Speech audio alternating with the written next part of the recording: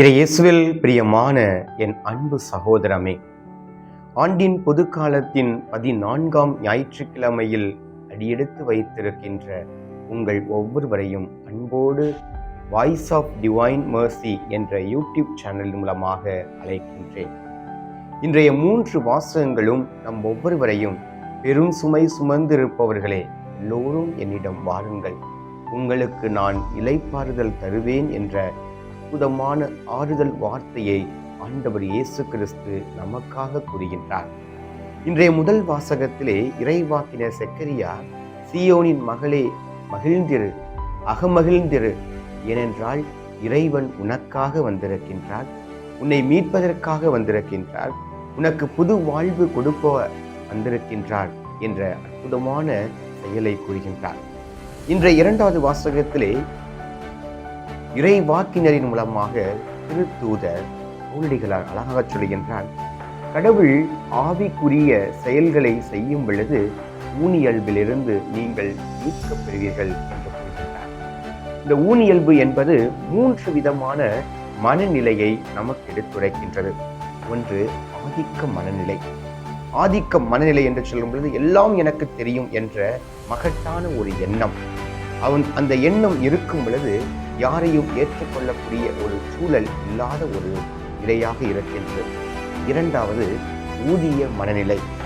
நான் அளவுக்கு அதிகமாக சம்பளம் ஊதியம் வாங்குகின்றேன், ஆக எனக்கு பின்தான் எனக்கு கீழ்தான் எல்லோரும் என்ற ஒரு மனநிலை. 3வது, சாதிய மனநிலை. ஆக திருமணம், இனம், பொருள் என்று நாம் மற்றவர்களை வேறுபாடு செய்யும் பொழுது நம்மிடையே இருக்கின்ற கடவுள் நம்மை விட்டு அகன்று செல்கின்றார்.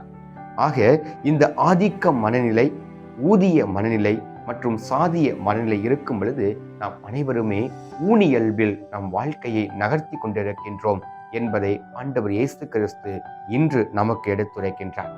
இன்றைய நற்செய்தியிலே, விண்ணுக்கும் மண்ணுக்கும் உரிய ஆண்டவரே, உம்மை போற்றுகின்றேன், புகழுகின்றேன், ஏனென்றால் ஞானிகளுக்கும் மறைநூல் வல்லுநர்களுக்கும் மறைத்து இக்குழந்தைகளுக்கு நீர் வெளிப்படுத்தினரே என்று சொல்லும் பொழுது கடவுள் எந்த அளவிற்கு நம் மீது கொண்ட அன்பை வெளிப்படுத்துகின்றார், நமக்கு கொடுத்த அழைப்பை நமக்காக உறுதிப்படுத்துகின்றார் என்பதை நாம் மறக்க இயலாது. ஆம், ஞானிகளோடு நம்மை ஒப்பிடும் பொழுது கடவுள் எந்த அளவிற்கு ஒரு அந்தஸ்தை கொடுக்கின்றார் நம்பிக்கையோடு நாம் ஊனியல்போடு இல்லாமல் ஊதிய மனநிலை, சாதிய மனநிலை, ஆதிக்க மனநிலை இல்லாமல் ஒரு சிறந்த மனநிலை, கடவுளின் மனநிலையை பெறுவதற்காக நாம் அழைக்கப்பட்டிருக்கின்றோம்.